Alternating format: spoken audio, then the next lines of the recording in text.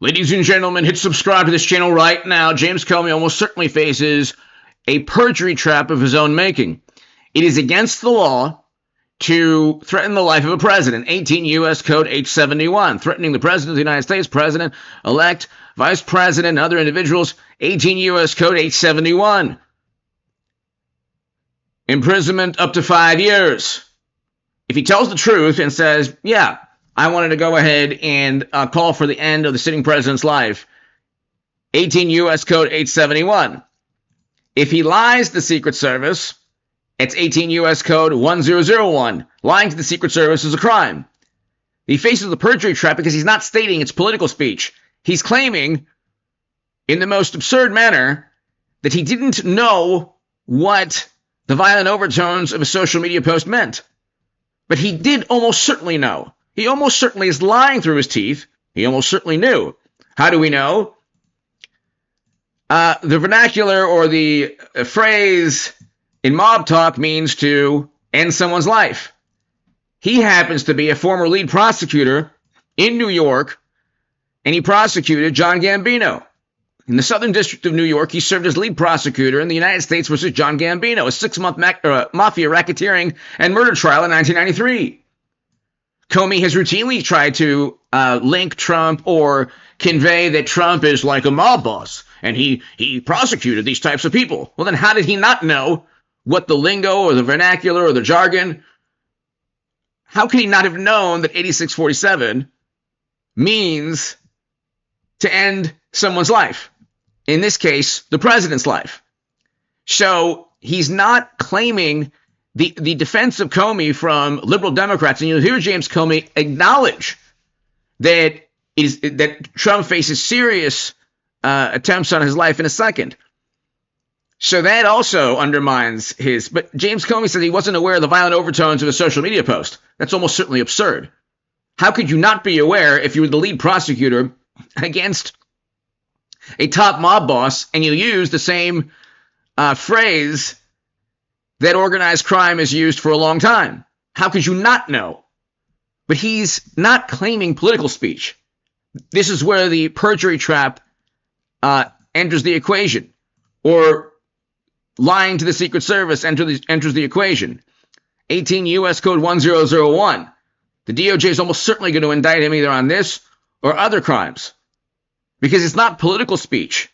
He's not even claiming political speech. He's claiming he didn't know what it meant. He would be better off simply saying, yeah, it's my viewpoint that we should end his administration. We should end all the cruelty. We should, whatever the nonsense is, the new absurd apoplectic talking points of Democrats. Well, he's an authoritarian. We should end that. He's not making that statement. He's literally claiming he didn't know what he took a picture of. Yet he was the lead prosecutor in the Southern District of New York against the top organized crime boss. So how could he not have known? That's where the perjury comes in. If he tells the truth, he's breaking 18 U.S. Code 871. If he lies, he's lying to the Secret Service and violating 18 U.S. Code 1001. We have members of Congress stating exactly what would have happened if the tables were turned. But you have, ladies and gentlemen, him already interviewed by the Secret Service a year after he made this claim during an interview. And I don't have Twitter. I don't have X. I don't have Instagram. I don't have Facebook. I just have H.A. Goodman on YouTube and the 2 other channels. But check this out. First, horror as a citizen that violence could be directed at one of our public figures. We've lived that in America in my lifetime, and horror at the idea that we might be going back to it. And then absolute mystified at the security failure that appeared to be represented by that attack. And I still am. How could that happen? I don't know, and we ought to know the answer. We, the American people, ought to know the answer very, very quickly. It's an appalling failure of security, and I don't want to jump to conclusions as to who did what, but we ought to know that and know it fast. First, horror as a citizen. he felt horror as a citizen. Okay, so he can't claim that he didn't care. He knew we're going on almost the 1 year anniversary. In a couple of months, it'll be the 1 year anniversary. And this is not the first time. His political career for the past 10 years has been plausible deniability, almost certainly lying through, almost certain overt, blatant lies, but nuanced to the point that Democrats and liberals and media will protect him because he serves as a foil to Trump. So everything that he says is so vague and broad and ambiguous that he can try to claim plausible deniability, and Democrats will just go along with it. This is him defending possibly sharing classified information outside the U.S. government. And finally, did you show copies of your memos to anyone outside of the Department of Justice? Yes. And to whom did you show copies? I asked, President tweeted on Friday after I got fired that I better hope there's not tapes. I woke up in the middle of the night on Monday night, because it didn't dawn on me originally, that there might be corroboration for our conversation. There might be a tape. And my judgment was I needed to get that out into the public square. And so I asked a friend of mine to share the content of the memo with a reporter. Didn't do it myself for a variety of reasons, but I asked him to because I thought that might prompt the appointment of a special counsel. And so I asked a close friend of mine to do it. And was that Mr. Wittes? No, no. Who was that? A good friend of mine who's a professor at Columbia Law School. Thank you. Senator Hines. So he possibly shared classified information. Of course, the DOJ declined to, at that point, declined to go after or indict. Then he almost certainly, this might be where he's telling the truth, but there are lies around the truthful statements. What they could see from the metadata on this fella Anthony Weiner's laptop that had been seized in an unrelated case, what they could see from the metadata was that there were thousands of Secretary Clinton's emails on that device, including what they thought might be the missing emails from her first 3 months as Secretary of State. We never found any emails from her first 3 months. She was using a Verizon BlackBerry then, and that's obviously very important because if there was evidence that she was acting with bad intent, that's where it would be in the first 3 months. But they weren't there. Look, can I just finish my answer, Senator? Yeah. And so they came in and said, we can. If there was evidence that Clinton was acting with bad intent, it would be within the first 3 months of emails that don't exist.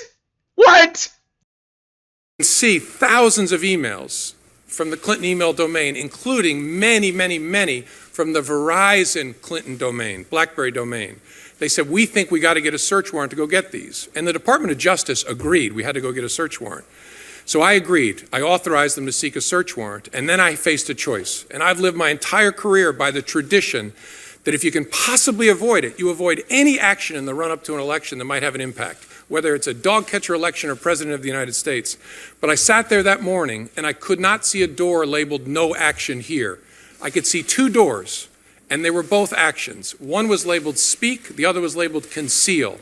Because here's how I thought about it. I'm not trying to talk you into this, but I want you to know my thinking.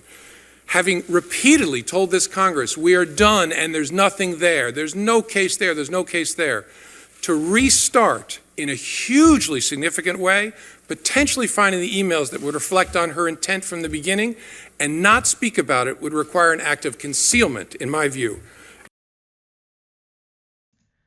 Look, classified data was being forwarded to Anthony Weiner.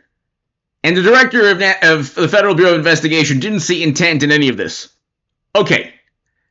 All of this inherent in owning a private server is the intent to deceive and to hide information. You don't have to be a rocket scientist. His entire career, the past 10 years, has been plausible deniability and a masterclass in liberal ethics, in liberal democratic. If you were a liberal Democrat, James Comey was your guru, your prophet, your beacon, your how do I? James Comey was the guiding ethical and moral force for Democrats the past 10 years.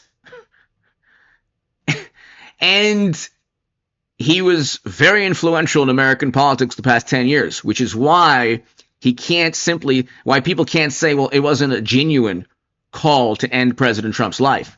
He was the former director of the Federal Bureau of Investigation. He prosecuted top mafia bosses. He knew exactly what the statement meant, which was the perjury trap.